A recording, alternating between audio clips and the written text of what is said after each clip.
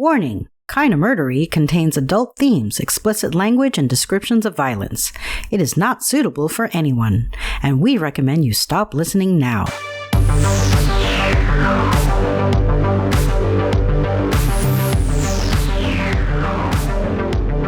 True crime with a dash of the paranormal, the garish, the strange, and the darkly comic. I'm Zevon Odelberg, host of Kinda Murdery, a podcast that's about more than just murder. It's my very own pocket dimension, home to a curated collection of bizarre and compelling stories. The unsolved, the unsettling, and the unbelievable. I cover it all, just so long as it's kinda murdery. Welcome everybody. I am Zevon Odelberg, and this is Kinda Murdery, and I am glad that you are here. Along the lines of the case of the Disappearing Parrot, I am bringing you another Ellis H. Parker mystery. I found this one in the December 1928 issue of True Detective magazine, and I'm going to start telling it to you right now. I will say that this time around, I'm going to pass on doing my amateur New Jersey accent, so as you may recall, Ellis H. Parker was the chief of detectives for Burlington County, New Jersey, and he liked to tell his stories to Alan Hine from the Boston Post. Last time, I did my best, like I said, amateur Jersey accent. This time, Parker will just be speaking with my voice, but hopefully you'll forgive me for that. Alright, let's do it. If you're ready, please join me as we uncover what truths we can and solve what mysteries we may. Kinda Murderies. The Cry from the Grave, an Ellis H. Parker mystery, part 1, starts now.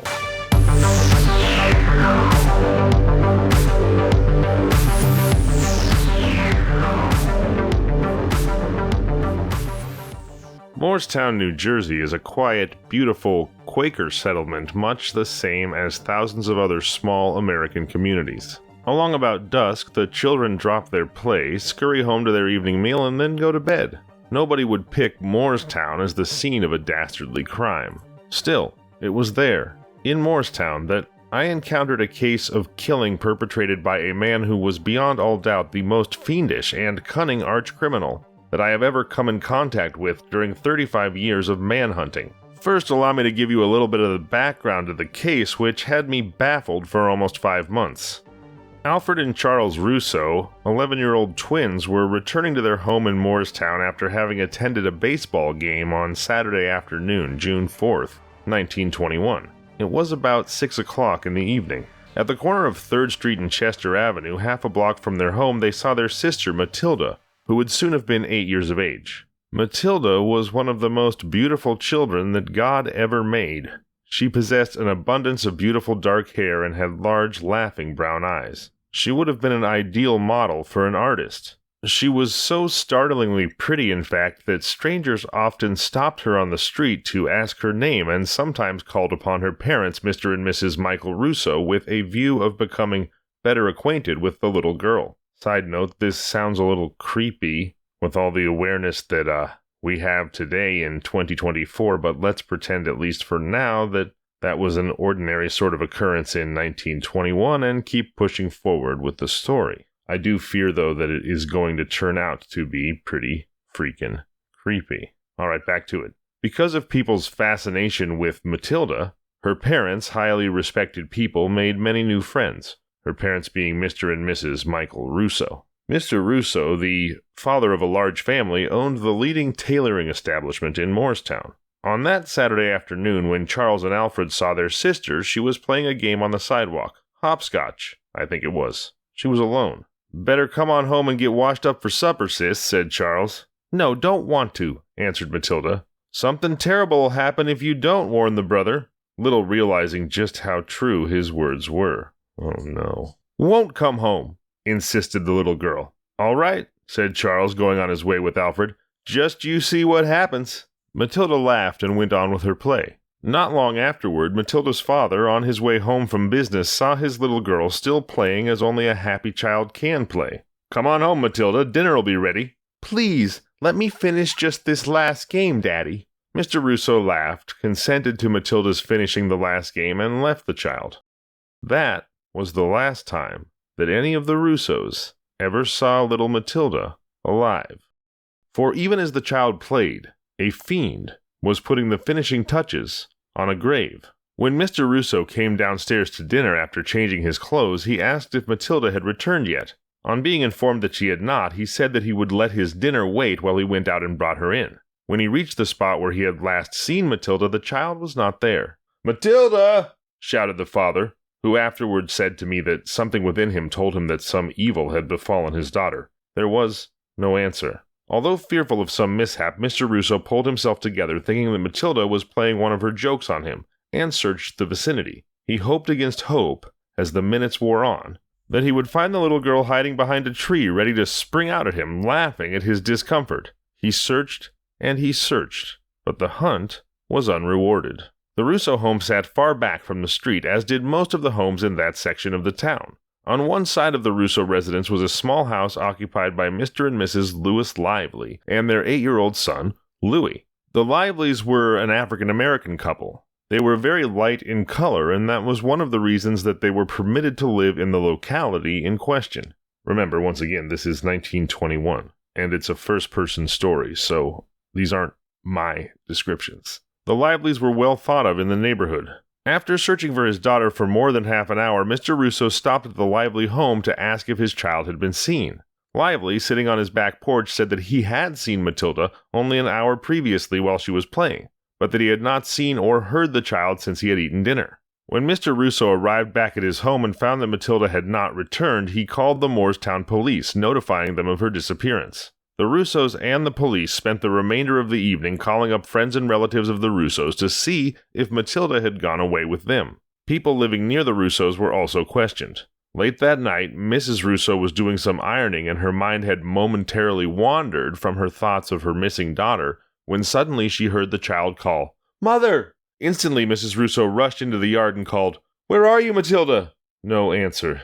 The mother repeated her question and the neighbors heard her. There was still no answer. "That's strange, Michael," said Mrs. Russo to her husband when she returned to the house. "I was sure I heard Matilda calling me." The next day, Chief of Police John Bradshaw of Moorestown called me by phone while I was at my home in Mount Holly, several miles away. After the usual hellos and identifications, Chief Bradshaw said, "There's a little girl been missing from her home since early last night. Listen, Ellis, it looks funny. We can't seem to find any trace of her. What would you advise?" "Get a picture of the girl," I said, "and have it put in the Camden and Philadelphia newspapers along with a detailed description of the child. If you run across anything that looks strange, call me at once." On the following morning, Chief Bradshaw again called me by the phone. "Still no trace of the missing girl, Ellis, but the mother insists that she heard her child's voice in the neighborhood. You better come down, I think."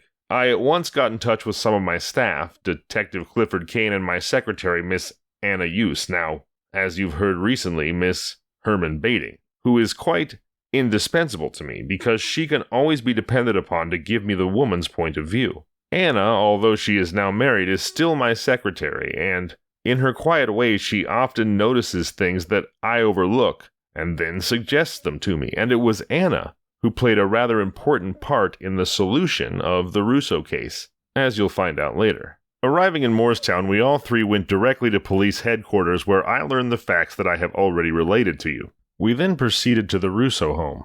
The family was, of course, naturally much upset. When I talked to Mrs. Russo, a woman of high intelligence, she told me that she knew her child was dead.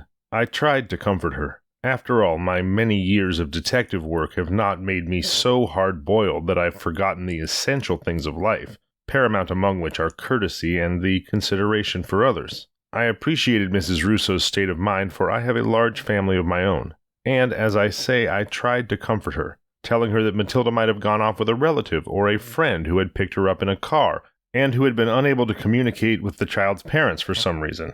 I had located many missing children, well and happy, days after they disappeared, I assured her. "Don't try to comfort me, Mr. Parker," said Mrs. Russo. "My child is dead, and I know it." "But why are you so sure of that?" "Because I hear her screaming for me day and night." "Where are the screams coming from?" "From the direction of Mr. Lively's house," she answered. Chief Bradshaw and I then decided to make a search of the Lively house. It was a 2.5-story frame affair. There were only 2 rooms and a kitchenette on the first floor and 2 rooms on the second floor. Above the second floor was a loft, which was reached by means of a trap door through the ceiling of the front second-floor room. We went through the house, starting with the loft and working downward. We also searched the cellar, but all it contained was a big pile of rubbish in the center of the floor, and a couple of aged-looking pillows. The rubbish had cobwebs all over it, indicating that it had been there for some time. We decided that no one had been in the cellar for weeks. The rest of the house yielded no clue of any kind which would help us in clearing up the mystery of Matilda's disappearance. I was firmly convinced that the child had strayed away, so I spent the remainder of the day combing the ground in the vicinity. But when I returned home that night, I was at a complete loss to account for the child's whereabouts. No sooner had I arrived home and finished my dinner than the phone rang. It was Chief Bradshaw. "Mrs. Russo just called me and insists that her little girl screamed for her from the Lively home a few minutes ago. She wants you to search the place once more." "I'll be down in the morning, Chief," I replied. Shortly after 9 o'clock the next morning, Tuesday, Chief Bradshaw and I again entered the Lively home through a side window. Lively had gone to work and his wife and son were away on a visit. We latched the window after gaining access to cover up our tracks. Well, that second search was a pippin, if I do say so myself. We were in the place for several hours and went over every inch of the house, it seemed. Once more we started from the top and worked down. I took a flashlight and went through the trap door in the second-floor ceiling. But I saw at once that nobody had been in the loft because every bit of dust and dirt was intact, exactly as it had been before. There was not the slightest sign of a footprint or a fingerprint except those which I had made during my first visit. We then searched the 2 bedrooms on the second floor. We tapped the walls for the possibility of locating a secret panel, but to no avail. The same process was repeated with the first floor, with the same result. We then descended the cellar steps. I stood at the bottom step and surveyed the place critically. The cellar was about 14 feet square. The floor was earthen. There was positively nothing in the place but that pile of cans in the center and the 2 pillows to which I've already referred. We tapped the ground where it was not covered by rubbish, and it was all as solid as a concrete wall. I examined the pillows. Feathers oozed out from one and straw from the other. This gave both of them the earmarks of having been there for some time. I then kicked part of the rubbish pile lying in the center of the floor and noticed that it was literally covered with cobwebs and small bugs. This was a clear indication, I decided, that the rubbish had not been touched for some time. We tapped the cellar walls and gave ourselves headaches trying to think of a single spot in the house which we had not covered. We then concluded that the house was going to give us no clue as to the child's whereabouts. The rest of the day was devoted to convincing Mrs. Russo that we'd made a thorough search of the Lively home, dragging the nearby streams to see if the child had accidentally fallen in the water and been drowned, and combing the woods in the surrounding country. We even went so far as to organize several troops of Boy Scouts who scoured a wide stretch of the territory in hope of finding some trace of the missing girl. By this time, the case was getting under my skin, so to speak. On the previous Saturday, the day of Matilda's disappearance, Lively had left his home at night on his motorcycle. He usually spent the weekend with his sister in Bridgeton. His wife and son had gone to Bridgeton a week previous. Lively was expected home Tuesday night, so I left word with Chief Bradshaw to have him questioned upon his return, in the hope that he might shed light on the case. I returned to Mount Holly. On the way back, my secretary said that she thought it was queer that Mrs. Russo heard her daughter's voice with such frequency. I said I did too. I felt that something was going to materialize from that phase of the case. Late that night, Chief Bradshaw called me by telephone and informed me that Officer Jacobs, lying in wait at the Lively home, had seen Lively return shortly after 7 o'clock. When the officer asked him to accompany him to the police headquarters to make a statement, Lively said that he was more than willing to do so. I told Chief Bradshaw to have the man's statement transcribed and bring it to me. Chief Bradshaw arrived at my home early Wednesday morning with the statement. Lively had given a very plausible account of his movements prior to, at the time of, and following the girl's disappearance. The man said that he'd returned home from work Saturday afternoon, cooked his own dinner, and then left on his motorcycle to visit his sister in Bridgeton over the weekend. His wife and son, as I have already mentioned, had gone to Bridgeton some days previously. Lively, who said that he was employed as a brushmaker by a concern in Philadelphia, went into great detail regarding his trip.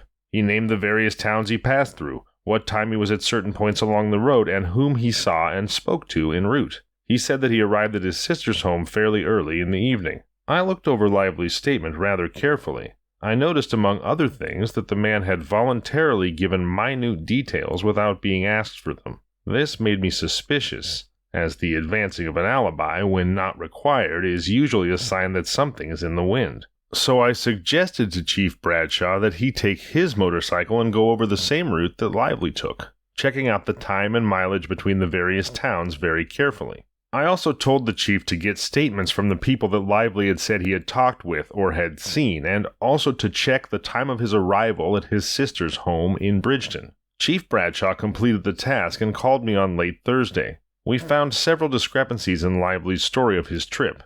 In the first place, we found that it would have been physically impossible for him to make the motorcycle run from Moorestown to Bridgeton in the time that he said he did it in. Secondly, the man had not talked to the people he said he'd talked with. Others that he claimed to have seen were not even in the vicinity on the Saturday previous. Finally, the man's sister said that he arrived at her home late Saturday night, not early evening as he'd stated. That night I was pretty restless. I didn't go to bed because I knew I wouldn't sleep if I did. My wife asked me what was on my mind. "I'm upset about this little girl's disappearance," I replied. "There's something strange about it. The mother of the girl insists that she hears her child calling her." To say that I was greatly impressed by Mrs. Russo's story that she heard her child's voice is putting it quite mildly, especially as I had been thinking of another case several years before, when a similar situation presented itself. On that occasion also, I was searching for a missing girl. The child's mother kept telling me that she heard her daughter's voice. We later found the body. The child had been drowned at a spot a mile away from her home. The mother insisted that she had heard her child calling her at a time which was definitely fixed later as having been after the child had been drowned. The wind was blowing in a direction away from the mother, so she couldn't possibly have heard the child's actual screams. But still, she heard her dead child, and she knew where the screams were coming from. The more I thought of this, applying it to the Russo case, the more it loomed in importance. Then it dawned on me suddenly that I might have been fooled during the search of the Lively home. So I called Chief Bradshaw on the phone, got him out of bed, and told him to go to Jim Taggart, the leading blacksmith of Moorestown, have a spear made, and then go over every inch of the Lively cellar after Lively went to work that morning. Call it a hunch or whatever you prefer, but something told me as I finally went to sleep toward the morning that we were going to locate Matilda's body in a very short while. I determined, and correctly, that Mrs. Russo heard the voice of her dead child, and today, 7 years after this case, she will tell you the same thing.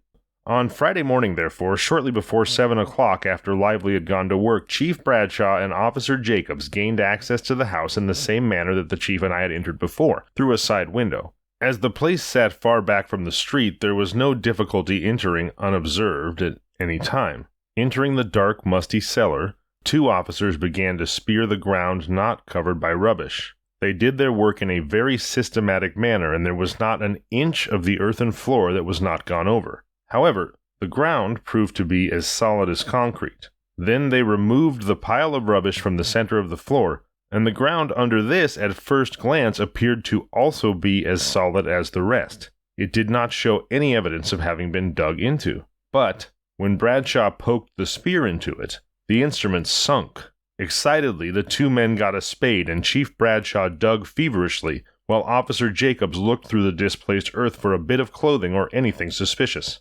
Nothing was found. Was this effort to result in nothing? Still they dug on.